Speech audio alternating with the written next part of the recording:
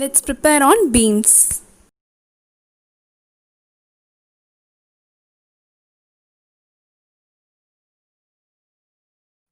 So beams. So as in the RCC construction and steel structures also we have beams, columns and everything. Okay. So here there are different names for this beams. There which is respective of that place where we are using that beams. Okay. So this is all very important because they will be asking this in the objective. Okay. So there are different types. So let us see that now first. So the first one is girder. So it is nothing but the major beam in the structure, or generally we'll be calling it as a floor beam also. Okay, so it is the major beam which we start with the construction. No? So that major beam is the girder. And then grit means it is the beams which we use between the columns. So if there is any two columns alone and if we use in between, that means we call it as grit. So usually this will be of very shorter length only. And then joist, so it is a supporting floor construction, but this is not a major beam. So it is also a beam which is supporting the floor construction. Lintel means, as we know in the RCC, it will be placed upon the doors and window openings. No? So similar thing only it is here also. And then purlin means it is the beam which we use in the roof trusses alone. Okay. And then rafter, so rafter is another beam which is used to support this purlins. And then spandrels, so this is exterior beam at the floor levels which carry part of the floor load and also the exterior wall. Okay, so this is the exterior beam at the floor level only. And then stringer, so it is supporting the stair steps. So to support there we'll be constructing a beam, no? So that we call it as stringer.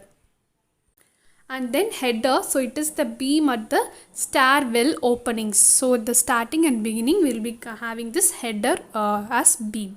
So this is all about the beam types, and then we'll be seeing the classification of sections. Okay, so as in RCC we'll be studying plastic moment, yield moment, like that. No, like the same thing here also it is there.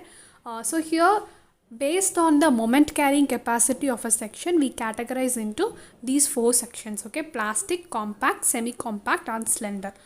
So I have just given a tabular like thing here. So in the left side, if you see me, it's given as MP. MP means it is the plastic moment, and then plastic hinge, and then it is yield stress. Okay, so based on these three category only we are going to classify. So plastic moment means it is a greater moment than the yield moment. Okay, so yield moment means it is up to the elasticity of that material only. When we go greater than that only, we'll be having a plastic capacity.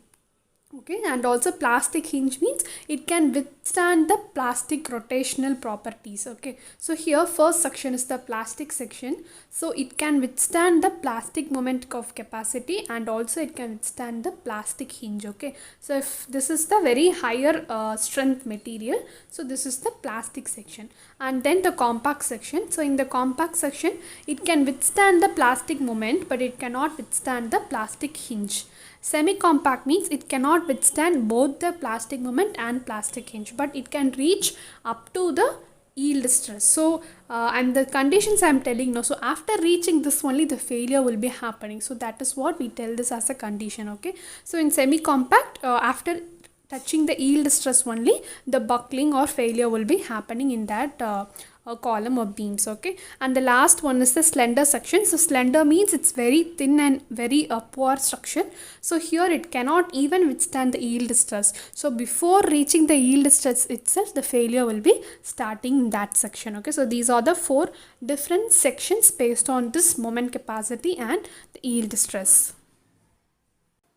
And then the bending strength or flexural strength. So we are going to study these strength for the beams. So we categorize the beams into laterally supported beams, that is supported at the ends, and laterally unsupported beams also. So first we'll be seeing for the laterally supported beams. So here a condition is given. So this is very very important. That is the depth of the beam divided by the thickness of that web. Okay, so it should be less than 67 times its strain. Okay, so this is very very important, because if we exceed this means then shear buckling will happen in the web of the beam. Okay, so we will see what is shear buckling, web buckling and web crippling and all we'll be seeing in the next thing. So here this is the condition to be noted, okay. And then we categorize this laterally supported beams into two cases. One is a low shear case and another one is high shear case, okay. So low shear case means when the factored load means the load which is actually applying on the beam. So it should be less than or equal to 0.6 times the design load. Design load means for which the beam is designed, okay. So it should, if it is less than that means we call it as the low shear beam. So if that is the case means the MD, that is the moment carrying capacity, should be equal to beta B ZP Fy by gamma MO. So here we know that ZP is the section modulus, that is plastic section modulus, and Fy yield stress, and then the factor of safety. This BP is alone a different term for us. Okay, so this should be less than or equal to 1.2 times the ZE. E means it is elastic section modulus Fy gamma MO. So this is for simply supported beam, and the same thing with the correction factor, it's 1.5 here. So it is cantilever beam. Okay, so these both notes, so these both are very, very important. And then what is the value for this B? So that also it's a constant value. For compact and plastic sections it is taken as 1. For beta B, for semi-compact section, we take the ratio of the ZE and ZP. Okay, so that value will be taking as the beta. So by substituting all these values, you can find the answer. So this may be asked in the objective also, because it's the simple formula, because we know all these values except BP. So if the compact or plastic section is given, you can directly apply 1 as the value here. So this is a simple formula to be applied, and they have asked this in the questions. And the next thing is for high shear case. So here when the factored shear force should be greater than 0.6 times the design shear force. Okay, so when that case, the moment force is given as MdV. So here this formula is MD minus beta MD minus MFD. So here MD is nothing but we calculated in the previous step for lateral supported beam. So that only is given here, and MFD is the plastic design strength of the area of the cross section excluding the shear area. Okay, so for that remaining area alone we have to calculate the design strength. And for beta, a value is given here, 2V by VD minus 1 the whole square. So this should be less than or equal to 1.2 times ZE Fy by gamma MO. And then the laterally unsupported beams. So here the MD should be equal to beta B ZP FCD. Okay, so here this beta B is we know already in the previous step we saw, no, so that only. ZP is the section modulus, that is plastic section modulus, and FCE is Xi LT Fy by gamma M. Okay, so these all factors we have seen already in the compression members. These everything we have seen already. Okay, so if you want check in the compression members, for Z, that is the Xi LD, we will be having a special definition, and for phi value one formula, and for lambda another formula, and this alpha is the imperfection factor. So here there will be studying with respect to the buckling class. Okay, here we have studying with respect to the section, that is rolled section means 0.21 and welded section means 0.49. So by substituting all this formula you can get the moment for the laterally unsupported beams.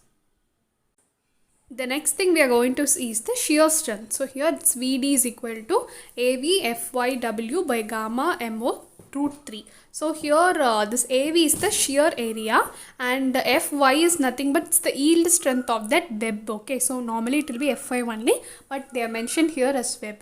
And here this AV is different for different cases. So when it is for major axis bending, when the bending is along the major axis means it should be H into TW for hot rolled and D into TW for welded sections, and this H and D is nothing but it's the depth of that web.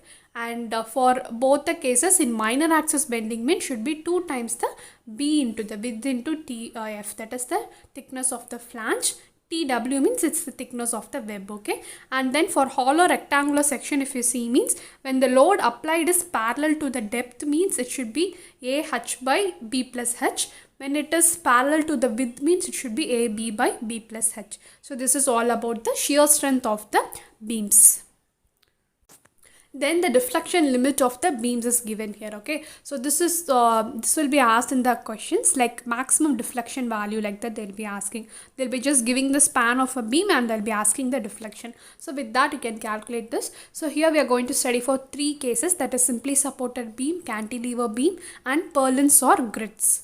Okay, and then this left side I've given elastic and brittle, so it is nothing but the cladding. So cladding means it is just the covering that is provided over the beams. Okay, so normally you'll be constructing the beams, and upon that we'll be putting some cover, no, like any shield like thing or any sheets like thing like that will be providing, no. So that only we call it as the cladding. When the cladding we are providing is of elastic type, means the deflection is varying, and if it is a brittle type, means the deflection varies. So based on that the categorize is given.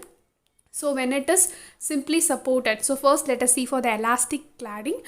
For simply supported, span by 240, cantilever span by 120, purlin span by 150, and for brittle cladding means it's span by 300, span by 240, and span by 180. Okay, so this is the values for deflection.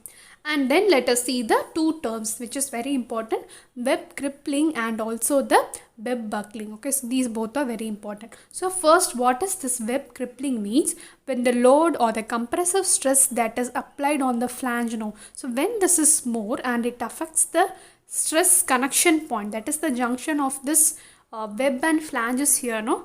So this point, when the stress is occurring here at this point and it is maximum, means the crippling will happen. Okay, so crippling is due to the compressive force in the flange, a local buckling happens near to that flange but in the web. Okay, so the buckling here I have drawn now, so it will be near to the flange to some extent only. Okay, so this formula for that is the bearing strength should be equal to AE into FYW by gamma MO. So here AE is nothing but it's B1 into TW. TW is the thickness of the web and B1 is the length under the concentrated load. Okay, so here this thickness of the web is increased, means what happens? This AE will be increasing. When AE is increased, bearing strength increases. So when the bearing strength increases, we can avoid the web crippling. Okay, so with respect to these formulas also they'll be asking, when Fy increases what happens to web crippling, like that also they'll be asking. Okay, so always it is good to provide more thickness for the web so that we can avoid both the web crippling and also the web buckling. The next case is web buckling. So here what happens, it just buckles like a column. Okay, so the web behaves like a column because of the overstressed concentrated compressive loads on the flange. So when this happens, just read out this line: when compressive stress near the center of the section, that is in the middle of that web, no, becomes greater than the critical buckling stress for the web to act as a column. So when this exceeds this critical buckling stress, means it starts buckling like a column itself. Okay, so this strength is given as B into TW into FCD, where FCD is the allowable compressive stress and B is the length of the bearing portion, that is that where the buckling starts, no. So that bearing portion's length we will be calling it as B. Okay, so this is all about web buckling and web crippling. Thank you and keep watching for the next lecture on plate girders.